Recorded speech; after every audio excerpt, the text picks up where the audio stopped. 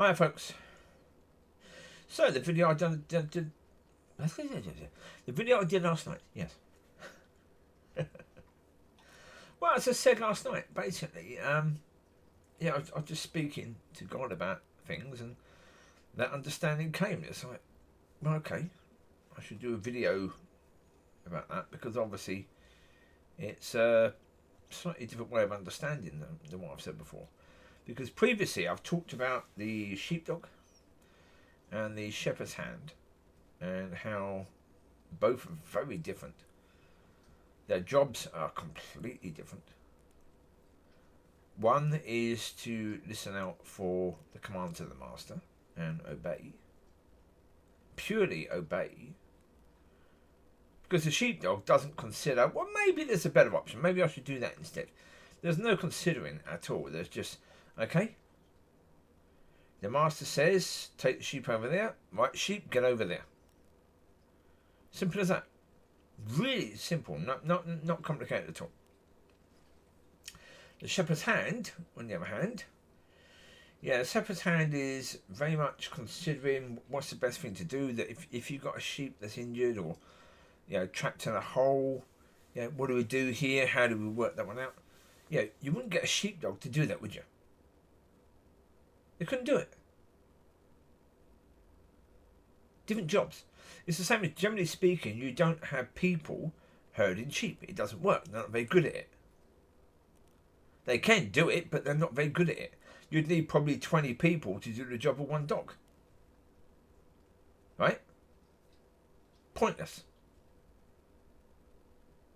Now, that's the same as talking about a teacher and a pastor. Because the dog, the sheepdog, is the teacher. Shepherd's hand is the pastor.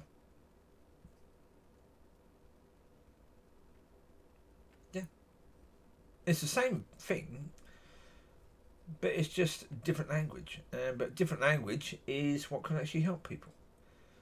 You know, saying things in a different way can be what actually gets that message through to somebody, rather than them saying, what is he talking about? A sheepdog and a shepherd's hand. How is that relevant to the church?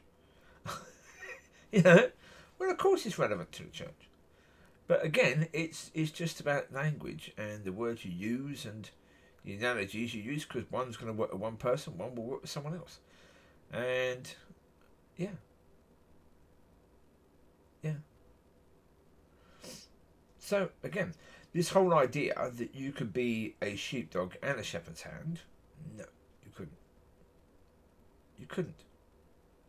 Their nature, their personality, their job, completely different. So that's why I suppose that one was used in the past, because it's a clearer version that the difference between the two are more obvious. Because again, if you're talking about a teacher and a pastor, you're talking about a human being doing both. And you're talking about a human being basically the same as another human being. So therefore people find it difficult to see, well, how can that one not do that job? How can a pastor not be a teacher as well? Well, because again, what do they look at? Well, yeah, because I say the teacher is like the sheepdog, listens to the commands of the master and obeys. That is purely their job. Is to tell you what the Father is saying. That's the job of a teacher. To tell you what Father is telling them to tell you. That is their job. There's no opinion. There shouldn't be any opinion in it. Now, of course, while you're learning, there'll be a bit of opinion, but generally speaking, when you get to the point where you're able to teach, there shouldn't be any opinion in there. Certainly shouldn't be about your opinion. No. Whereas, with a pastor, an awful lot of that is about your opinion. It's a damn sight more about your opinion, but it's also about the feelings. Because, for a teacher, it's God's will that matters. Only God's will that matters. For a pastor, well, the will of the people does matter. But you imagine a sheepdog that considered that the will of the sheep mattered. No. And that's how a teacher is. A teacher could not care less about the will of the people. Because if you've given your life to God, then your will doesn't matter. What do you want about your will? If your will is not aligned in God's will, then you're not one of his, so therefore you're not relevant to what I'm saying anyway. Are you, really? So therefore, that's how a teacher will see it. All the time. If someone thinks about the will of the people as being important and that the will of the people is different to the will of God, then I'm sorry, but you're looking at people that are not of God and you're thinking of them as sheep of God, but they're not. They're sheep of this world. Because it really is the will of God. Because the Lord's Prayer says, your will be done on earth as it is in heaven.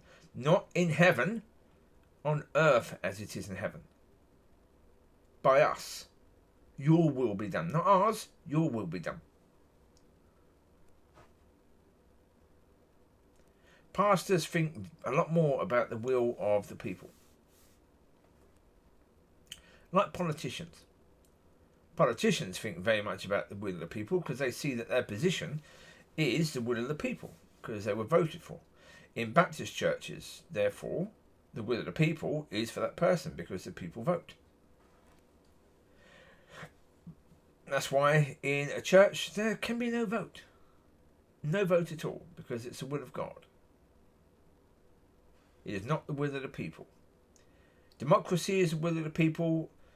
You know, relationship with God is not a democracy. There's no democracy. Now, when you're a baby, yes, you're expected to be going to God and saying, but. But when you're mature, if you're still doing that 20, 30 years into your time at church, you're not of God, are you? Or you haven't actually been of God during that time. It's still been too much about you. Because the but is about you.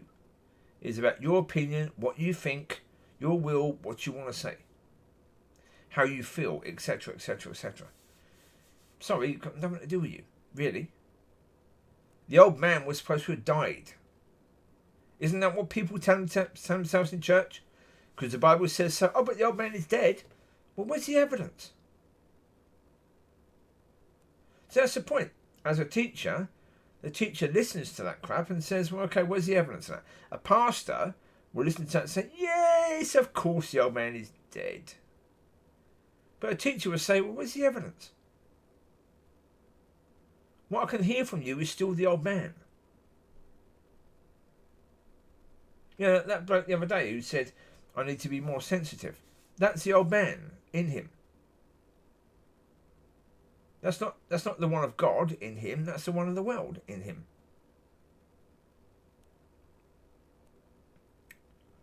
Yeah. When the pastor tries to justify banning people from church, that's the old, that's not the new. Most people in church have never seen the new. They've never experienced anything of the new at all. And so, but again, that's the point. The teacher couldn't care less about any of that stuff at all. Any of it. That's the pastor's job. The teacher's job is to bring what the Father says. The pastor's job is to help people to do it. Now, as I say, the teacher will also help people to do it, but the teacher's way of helping people to do it is very different to the pastor's. The pastor is more sensitive, the teacher is more abrupt.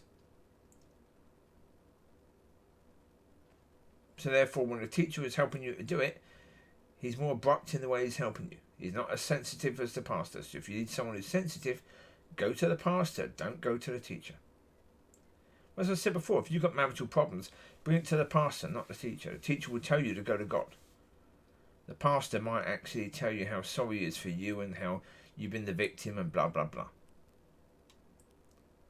So there you go. You take care. God bless. I'll speak to you soon. Be blessed and be blessed, and have a fantastic week. Bye-bye.